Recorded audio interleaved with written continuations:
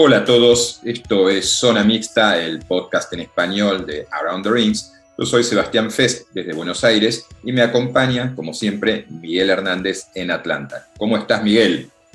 Muy bien. Espero que tú y la audiencia también esté gozando de muy buena salud. Sí, en una semana, en unos días muy intensos. Está pasando ciertamente de todo en el deporte, en este tramo, en esta recta final del año. Quería comenzar conversando contigo, con vos, decimos en Argentina, el tema de la tenista china Peng Shuai. Como sabemos, esta jugadora se fumó de la escena, desapareció de los sitios que solía frecuentar, por decir de alguna manera, una vez que denunció haber sufrido una agresión sexual por parte de un alto cargo del Partido Comunista. Luego aparece el presidente del COI, tiene una videoconferencia con ella. En la videoconferencia Peng dice muy poco, dice también, y eso no es poco, que no se preocupen por ella, que la dejen tranquila. Y esto llevó a una situación muy extraña y muy compleja para China, que recordemos, en 2 meses tiene que albergar los Juegos Olímpicos de Invierno en Pekín, y China se encontró con una resistencia por el caso de Peng Shuai mucho mayor que la que había generado el tema, por ejemplo, de las violaciones a los derechos humanos contra la minoría uigur, que es un tema que se viene reiterando, del que se viene hablando muchos años. Probablemente hubo cierto efecto cansancio o repetición ahí que llevó a que la presión sobre China fuera menor que la que se generó a partir del caso Peng Shuai. Pero entonces sucede algo inusual, algo, diría, casi extraordinario, que es la decisión de la WTA, que es el ente rector del tenis femenino, que decide cancelar todos sus torneos en China. Es decir, retirarse totalmente de China, y esto, para ubicarse, hay que meterlo en su contexto, hay que ponerlo en su contexto. La WTA tiene una decena de torneos en China, y en China obtiene una parte muy importante de sus ganancias. Es decir, el paso que ha dado la entidad dirigida por Steve Simon es muy importante. Sí, incluso recordar que la tenista china había colocado inicialmente una denuncia en sus redes sociales, y cuando esto, como bola de nieve, cuesta abajo, comenzó a difundirse, ella le retira, no sé, este mensaje, y bueno, después empiezan a aparecer las fotografías de ella muy graciosa, entre muñecas en su habitación. Después viene el video con Bash, que creo que el COI está advirtiendo o anunciando otro contacto más con ella. Pero parece que lo que sí, el tema puede ser inminente, Sebastián, en la reunión de la semana próxima del Buró Ejecutivo del Comité Olímpico Internacional entre el 7 y el 9 de diciembre, que si bien a lo mejor no forma parte de la agenda oficial, sí posiblemente pudiera formar parte de una de las preguntas de la rueda de prensa del Comité Olímpico Internacional, con Bash al frente y la prensa internacional, en la que tal vez tú estés por ahí, ¿no? Sin duda, Around the Ring siempre está. Y es cierto que estamos en un momento, una zona decisiva, se van a tomar decisiones. Se supone que Estados Unidos anunciará pronto su boicot diplomático a los Juegos. En el mismo camino está Australia, probablemente Canadá, probablemente Reino Unido. Esto, recordemos, no es un boicot como aquellos de los 70, 80, donde bloques completos de países se ausentaban y no enviaban a sus atletas, sino que consiste en básicamente anular cualquier representación institucional por parte de los gobiernos. Pero es un desaire a China. Para China, al igual que para Rusia, como sucedió con el Mundial de 2018 de fútbol, esta organización de grandes eventos es un tema de orgullo nacional. Hay mucho en juego. Entonces, que otros países, otras potencias decidan ausentarse y solo enviar a sus deportistas, no es algo que Pekín vea con agrado. Por lo tanto, estamos entrando en una recta final del año, en un inicio de 2022, que va a ser en lo deportivo muy, pero muy caliente. Lo es, de hecho, porque en las últimas horas han sucedido noticias sobre temas que vos conocés muy bien.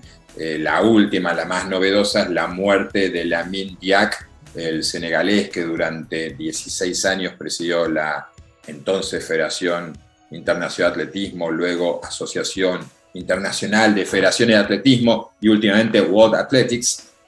Y Diak es un emblema de lo que fue la corrupción en el deporte, y eso liga con otro tema, que es la condena a prisión de Carlos Nuzman, el jefe de los Juegos de Río 2016, por compra de votos, un tema del que estuvo involucrado directamente Diak.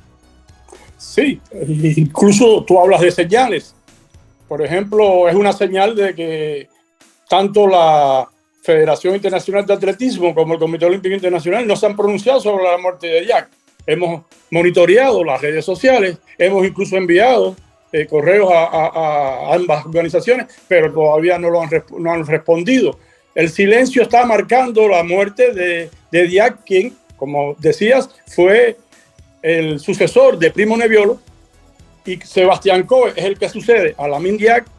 Fue una figura dentro del atletismo y todavía no hay comentarios, no sé si lo habrá, en cuanto a Diak, que precisamente tiene su conexión dentro de estas acusaciones de corrupción por un tribunal de París que lo condenó a 4 años, y por gestiones de un presidente, de un dueño de un club senegalés del cual Diak es presidente, logró, pagando una fianza, que fuera extraditado el año pasado a Dakar, a Senegal. Ya hoy murió con 88 años, dejando una estela de especulaciones, de acusaciones, entre la cual se ha salpicado lamentablemente Sudamérica a través de los primeros Juegos Olímpicos de Sudamérica, que fueron en Río de Janeiro, con el expresidente del comité organizador de Río, que le ha costado mucho, que va a cumplir 80 años en marzo, que ha sido condenado, como tú decías, a una severísima condena, pero tal vez no se cumpla. No sé, tengo que precisar si en las leyes brasileñas el hecho de tener ya 80 años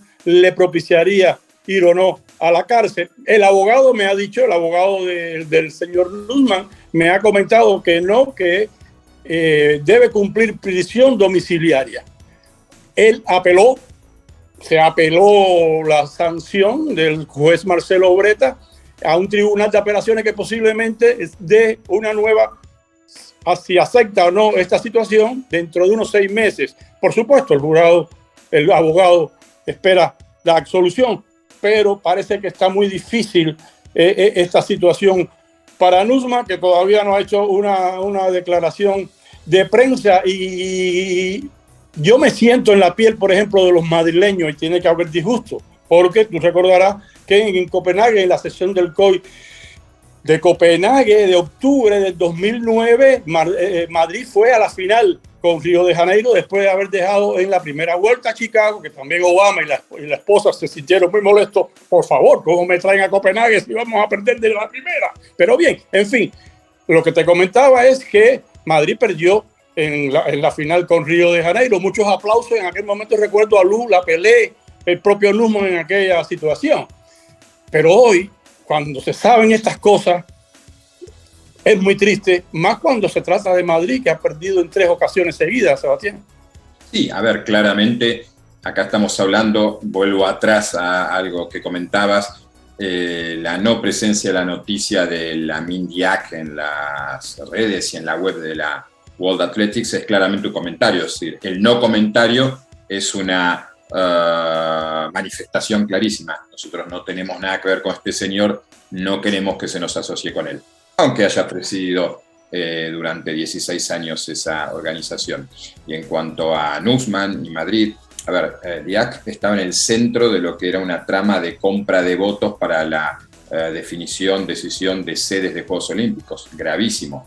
Y Río se vio tentado, y efectivamente no solo tentó, sino que fue en ese camino de aportar dinero a un intermediario, en este caso Diak, también su hijo, para comprar votos.